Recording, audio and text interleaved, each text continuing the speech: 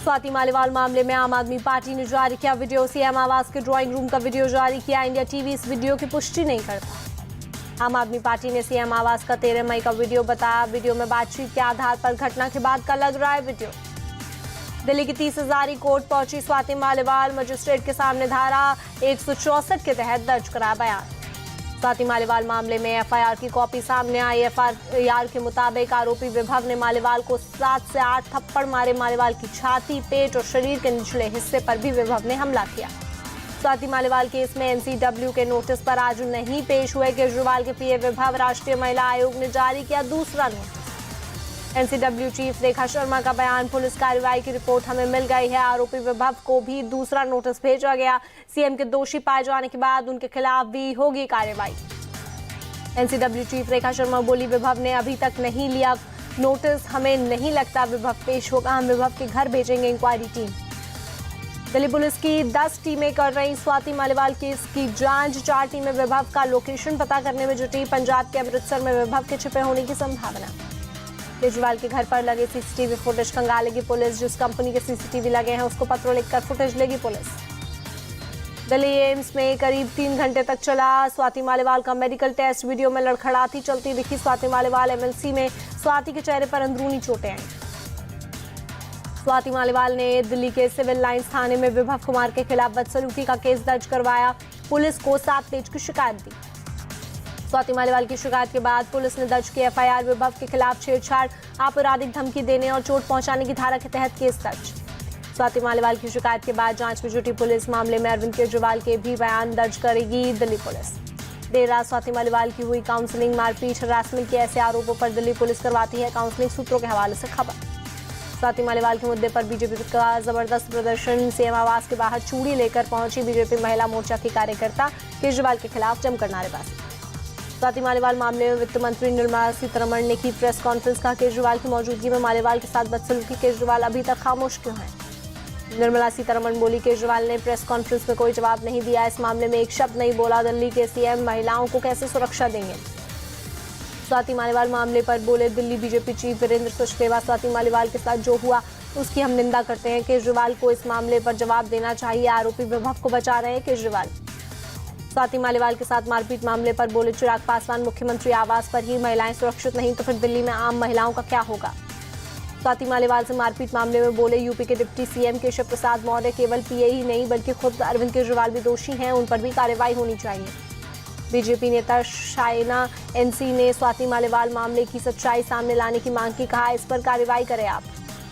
अमृतसर में केजरीवाल ने पार्टी कार्यकर्ताओं को संबोधित किया। बोले, मैं जिस सेल में था वहां 2 सीसीटीवी लगे थे। जेल में मुझे मॉनिटर किया जा रहा था। पता नहीं इनका क्या मकसद था। केजरीवाल बोले, सीसीटीवी की 1 फीट पीएमओ में भी जाती थी। इन्होंने पूरी तरह से पार्टी को तोड़ने की कोशिश की। एएनआई को दिए इंटरव्यू में केजरीवाल के बयान पर बोले अमित शाह, इससे बड़ी सुप्रीम कोर्ट की अवमानना नहीं हो सकती। केजरीवाल ने इंडिया अलायंस के जीतने पर जेल न जाने की कही थी बात। एएनआई को दिए इंटरव्यू में बोले अमित शाह, केजरीवाल जहां भी जाएंगे लोगों को शराब घोटाला याद आएगा। कई लोगों को तो बड़ी बोतल दिखेगी। केजरीवाल को अंतरिम जमानत मिलने पर बोले अमित शाह, मैं सुप्रीम कोर्ट के फैसले पर कोई टिप्पणी नहीं करना चाहता लेकिन ये क्लीन चिट नहीं है।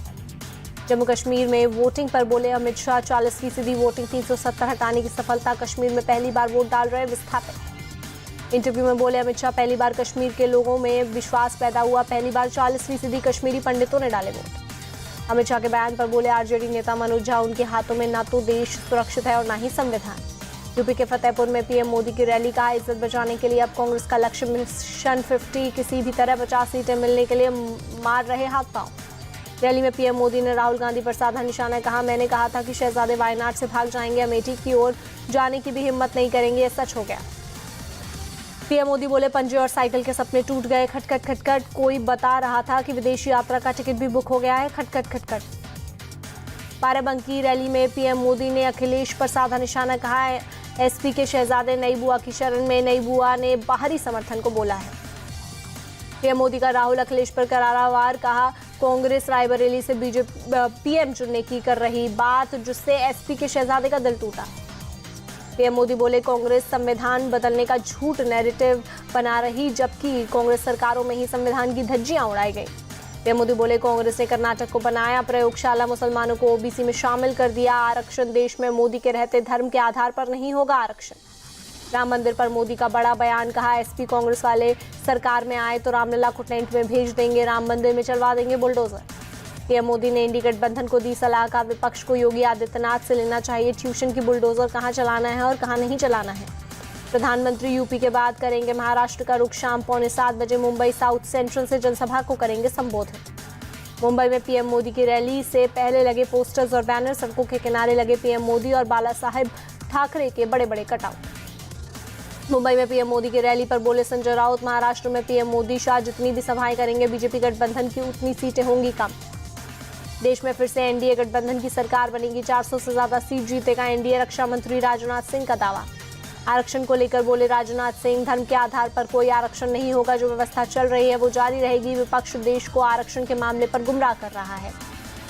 केजरीवाल के अमित शाह को पीएम बनाने वाले बयान पर बोले राजनाथ सिंह, 2024 में भी और 2029 में भी मोदी ही देश के पीएम होंगे।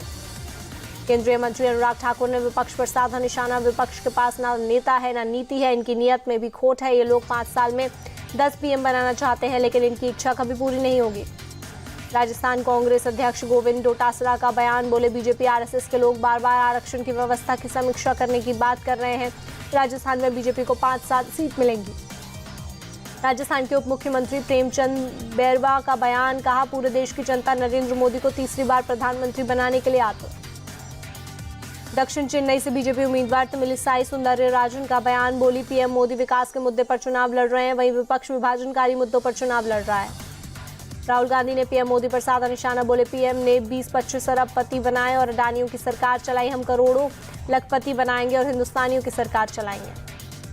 टीएमसी ने चुनाव आयोग को लिखी चिट्ठी, अभिजीत गंगोपाध्याय की सीएम ममता पर टिप्पणी को लेकर की शिकायत, चुनावी आचार संहिता के उल्लंघन का लगाया आरोप।